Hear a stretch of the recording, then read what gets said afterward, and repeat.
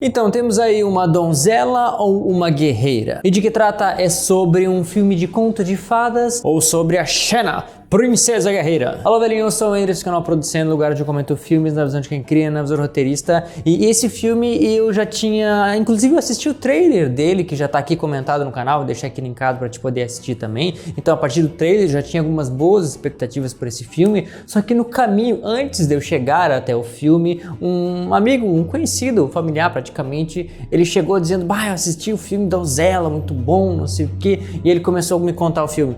E foi contando, e aí depois que ele terminou, aí eu disse: bom, ainda bem que eu não vou precisar assistir o filme, porque tu já me contou tudo, né? Aí ele disse: não, eu te contei só as partes importantes. Eu, só as partes importantes.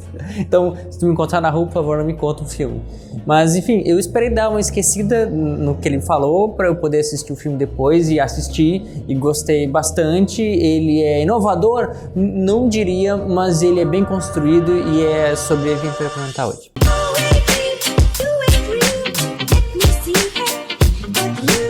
Donzela. Dia 8 de março foi lançado na Netflix esse filme, trazendo uma proposta diferente, onde a donzela não é aquela que é uma mulher fofa, toda pomposa, que é salva pelo príncipe encantado que vem a cavalo, mas ao contrário disso, o príncipe não é um cara muito legal, um cara egoísta, apesar de algumas boas intenções, ele também é conduzido a uma tradição muito ruim, e a donzela é a nossa heroína, é a vítima, mas também é a nossa heroína, que mostra que consegue se virar sozinha. E com ela temos Millie Bobby Brown, que sai de Enola Holmes para Elodie, um nome inclusive parecido, né? Soa semelhante, que na época ela era uma adolescente e hoje ela tem mais ou menos 20 anos, pelo que eu vi, sendo agora uma princesa de um reino muito tão distante, que não é a Fiona, né? Não é no filme Shrek, embora seja mais ou menos como, não é um conto de fadas, né? Mas é um conto medieval, onde essa menina veio de um lugar com um reino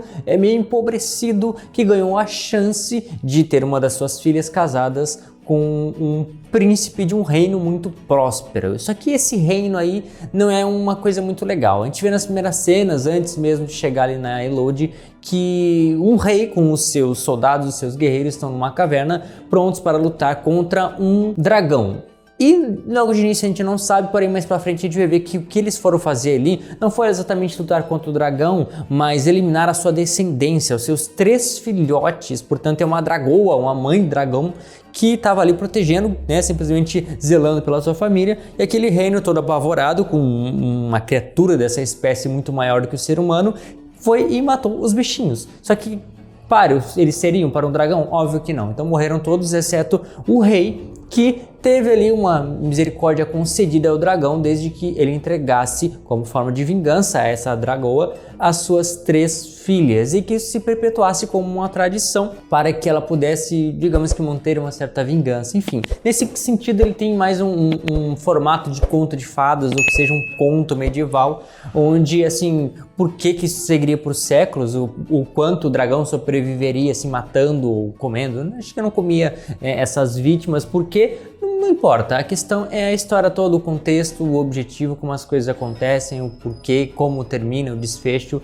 e assim encontramos a nossa Elodie, uma das selecionadas para casar com o príncipe. Só que assim, eles eram muito espertinhos, o problema era o sangue daquele povo que tinha traído o dragão e matado seus filhotes. Eram esses que deviam ser mortos. Só que eles eram muito sacanas, porque eles não matavam o próprio povo, não escolhiam mulheres do seu próprio povo. Era um reino muito bem abastado, então eles chamavam a atenção e traziam mulheres de outros povos, inclusive que lá na caverna a gente acaba encontrando várias culturas, né? Vestidos, pessoas, uma mais chinesinha, uma pele mais escura, outra mais clara, enfim, pessoas de vários povos, várias culturas, mulheres que foram colocadas ali, vindas de outros povos para serem fulminadas pelo dragão.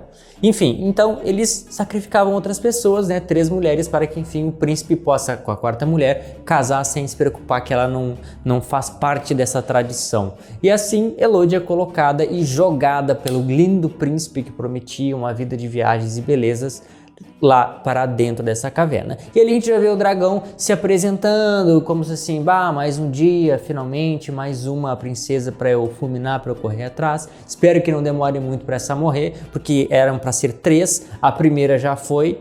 e né, acabou rapidamente, e essa é a segunda que se torna então a que muda toda a história, que é o grande personagem, porque o personagem deve justamente fazer isso, né? O protagonista tá lá para mudar o rumo da história. Tem algo que sempre acontecia ou que começou a acontecer a partir daquele momento e cabe a ele, no caso ela, mudar essa situação, criar ali um caminho de volta ou que seja uma rota de fuga para que as coisas mudem, fiquem melhores para o seu lado, né? Porque algum lado vai ficar ruim, né? Alguém vai perder e alguém vai ganhar, só que a gente torce para o nosso protagonista ganhar, que é a nossa princesa, a atual princesa Elodie. E essa tradição manteve o povo vivo e o dragão alimentado por muitos anos. Alimentado da sua raiva, né? Porque ele não comia ali as princesas. E nesse decorrer, a Elodie, ela não morre de primeira, na verdade a gente sabe que ela não morre, mas ela vai descobrindo como as coisas funcionaram, qual era a verdade por trás de tudo isso, porque até aquele momento ela achava que iria numa lua de mel, de férias com o príncipe e ser feliz. Mas não, ela estava ali numa caverna,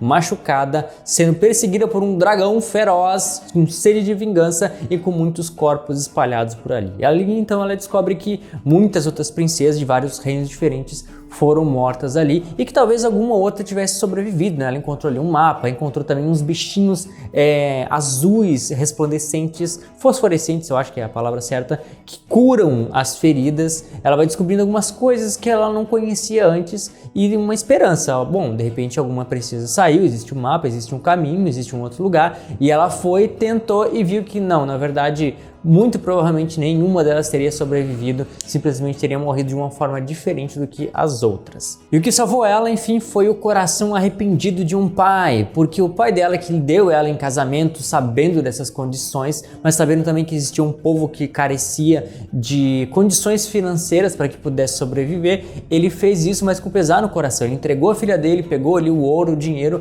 porém esse arrependimento tocou o coração dele e fez com que ele voltasse com seus melhores guerreiros a fim de resgatar a sua filha. Então, com um coração arrependido e corajoso, ele pediu perdão para sua filha, que reconheceu todo esse sacrifício e acabou falecendo ali, mas deixou a espada e a coragem para sua filha, que com o caminho foi entendendo tudo o que aconteceu no passado, que inclusive tudo estava acontecendo por causa de uma vingança dos filhotes de dragão que haviam sido mortos. E assim a Elodie consegue escapar, o seu pai ajuda ela e traz um caminho para ela escapar. Só que depois que ela entendeu tudo, a irmãzinha menor dela foi raptada como sendo a terceira a ser entregue, e na verdade a terceira não, a substituta da segunda, porque eram para ser 3 princesas de sacrifício. Então ela volta para resgatar a sua irmã, só que agora como uma guerreira. Agora ela tem a espada do seu pai, umas roupas lá, uma proteção e um plano. Ela esconde o seu cheiro, sabe como o dragão pensa, como as coisas funcionam, vai lá, resgata a irmã dela e usa o dragão contra ele mesmo e acaba derrotando o dragão. Porém, munida de misericórdia, entendendo que é simplesmente mais um ser enganado por aquele povo mesquinho e egoísta, que jogava muitas meninas lá para serem mortas, a ponto de vencer o dragão, dá uma segunda chance e as duas se unem. E aí a grande e verdadeira vingança acaba acontecendo, onde o dragão vai lá para o reino e fulmina todo o castelo com as verdadeiras rainhas e princesas e as pessoas que eram culpadas por todas essas mortes. E Elodie, além de salvar todo mundo, salvar a si mesmo, se tornar uma princesa, conseguir um bom dinheiro ali com aquela troca, ela também ganhou um dragãozinho de estimação.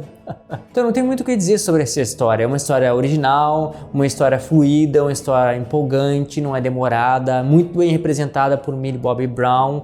Ela traz uma proposta um pouco diferente, ele tem uma fotografia muito bonita também, mas de modo geral não é algo assim inovador, fantástico, mudou minha vida. É uma história redondinha, simples, direta, a gente entende com rapidez, não é nada muito tramado, mas é simplesmente pela jornada que se passa. Acho que muitos filmes assim medievais têm esse caminho um pouco mais simplista, porém enche os nossos olhos por causa da temática do dragão, das espadas, de princesas, essas coisas todas. Então ele foi muito bem feito, com certeza, muito bonitinho, mais um filme excelente com essa atriz que tem a cara dela. Eu acho que ela tem muito sucesso também. Porém, esse não é um filme sobre donzelas, é um filme sobre guerreira, é um filme sobre honra, sobre assumir as suas culpas, assumir o seu destino e ter coragem, fazer o que deve ser feito. E o culpado de tudo ali, por mais que pense, não, o príncipe, os homens são os piores de todos, né? A gente não precisa de um príncipe,